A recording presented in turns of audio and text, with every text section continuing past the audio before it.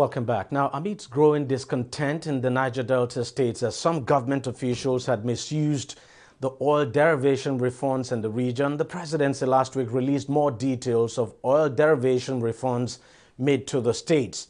The federal government explained that the 9 oil-producing states in the country received a total of 625.43 billion naira, 13% oil derivation, subsidy and Shopee refunds from the Federation account between 2021 and 2022. The refunds actually date from 1999 to 2021.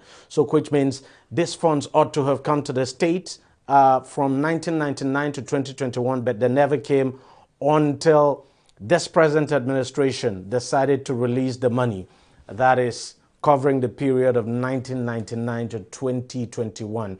Now, it is a first public confirmation by the federal government that huge amounts of money, separate from monthly federal allocations, had been paid to the states amid growing questions on how the state authorities used the funds. As a matter of fact, most of the states kept quiet and never said anything until recently. Now, neither the federal nor the affected state governments now disclosed the payments until October 2022, when Governor Nyesom Wike of Rivers State said he spent the funds on multi-billion naira projects in Rivers State, and challenged his other colleagues in the Niger Delta region to explain how they used theirs.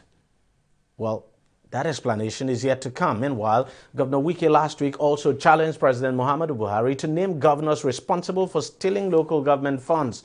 President Buhari had earlier claimed that state governors steal allocations meant for local governments, thwarting developments in the country, especially in the rural areas. Now, refuting President Buhari's claims, Governor Wike denied ever taking funds meant for local governments since he assumed office as governor in 2015, asking the president to name governors that are doing so, as his statement could be termed actually as class defamation.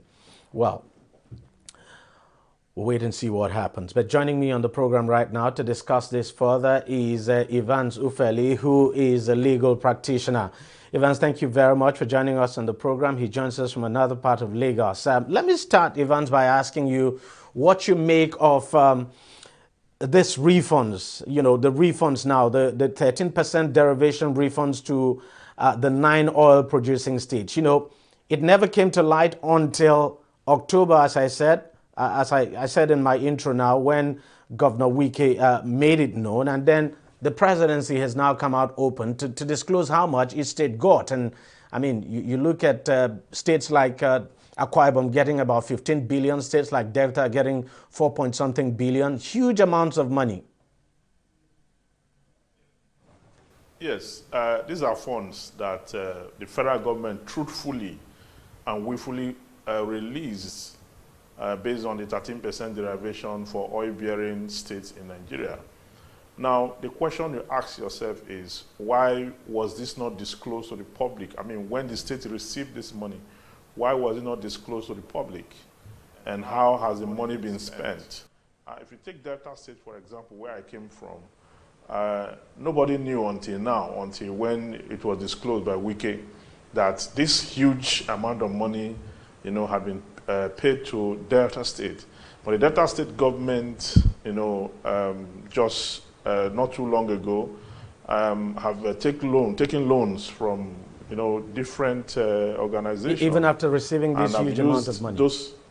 Yes, after receiving this huge amount of money. And you ask yourself, if you look at the amount of money and the pace of development in Delta State, you see that these funds are actually being diverted by people in government, because take healthcare, for example. There's no functionable healthcare center in Delta State. In Ndokwa, for example, where I came from, 90% of the healthcare centers, primary healthcare centers, are under lock and key.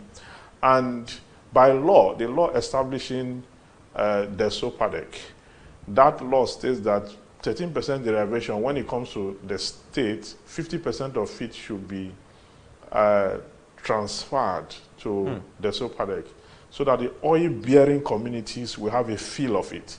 So all the representatives of the oil-bearing community that make up the board of the SOPADEC will now have a share of this fund based on population and contribution in oil exploration.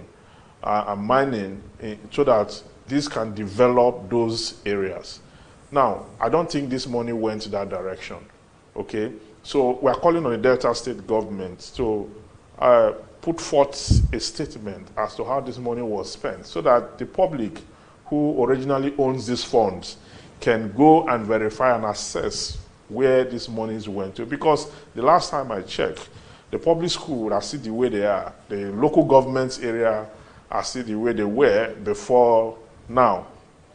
We have not seen any direct contribution improvement that is as a result of the windfall that we just got. Okay, we have not seen that. I mean, for Rivers State, the governor of Rivers State have clearly, you know, he told the public, this is the project, this is what I use the funds to, and it's verifiable, you can see it. But in Delta State, in Akwa Ibom State, and the other states that make up the Niger Delta region, we have not seen any such, you know, pronouncement or projects that are verifiable that we can hold on to. And it calls to question the integrity of the governors. Sorry to interject. Let me ask you this. If we could just bring up, maybe if my producer can just bring up the figures now. You look at Akwa Ibom getting 15 billion naira, Delta getting 14.8 billion, Rivers 12.8 billion, Ondo got 3.2 billion, and Edo, I mean, you have those figures there.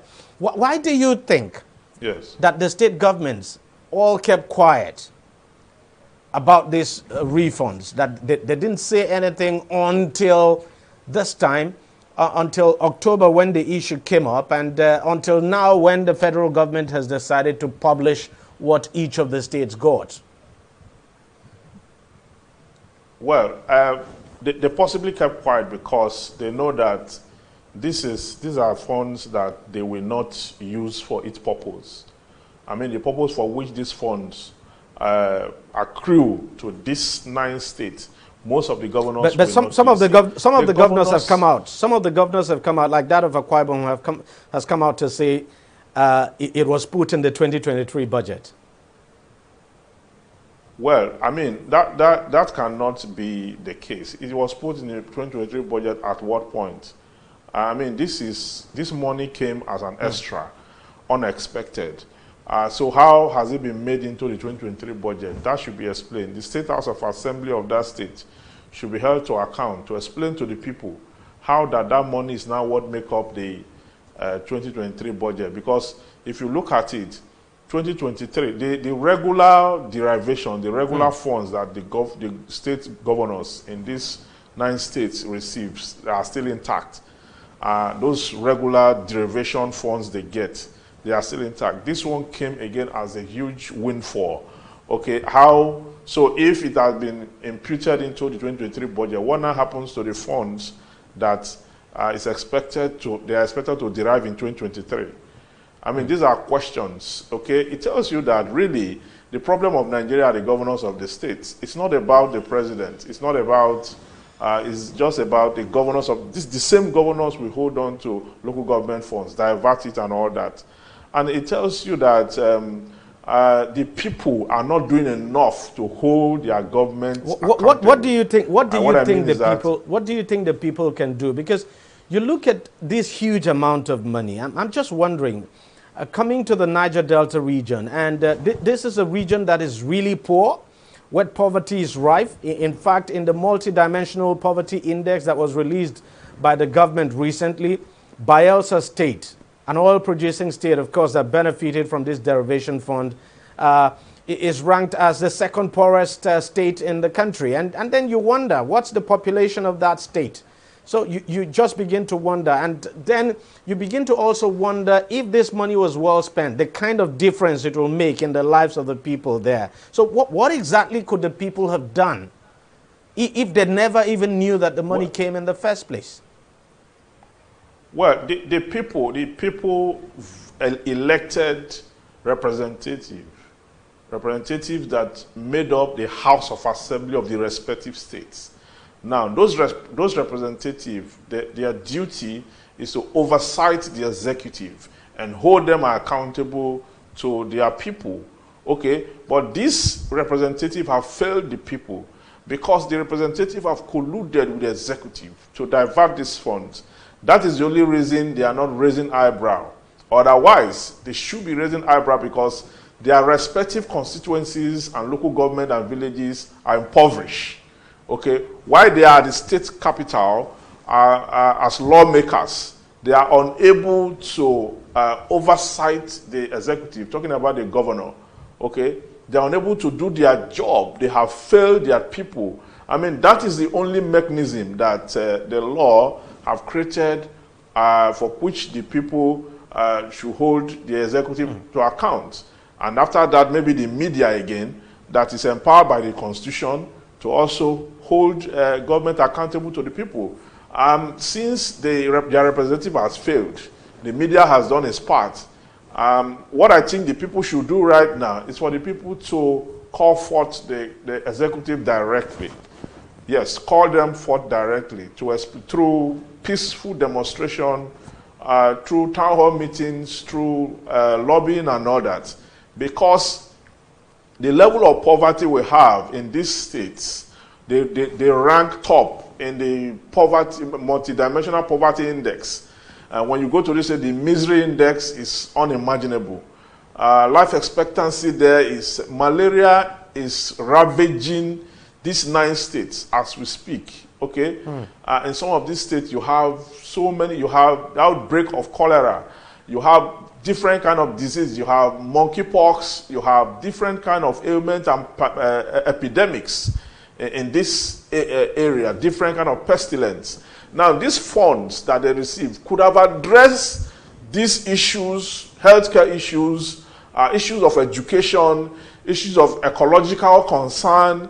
You know, a lot of issues could have been addressed and curtailed within this space if only the governors of the state can be truthful to themselves and to the people who elected them, if they can be truthful to themselves and to the Constitution they swore to defend, if they can be truthful to themselves and the community that brought them into existence. Because very soon, power is transient. Very soon they'll be out of office. They will have no more power to do these things they ought to have done with the resources of the state. I think it's a very, very difficult situation. And to say that the federal government released the money this period, that is election period, is one other serious risk situation. It's a risk situation because at this point in time, any money that politicians get at this point in time, it does not matter what the purpose is meant for. They throw it into a campaign election, and they have to, you know, outsmart their opponents, how to be on top of their game and all that. They use the funds for that purpose. Perhaps these funds may have gone under the waters for political campaigns and all that.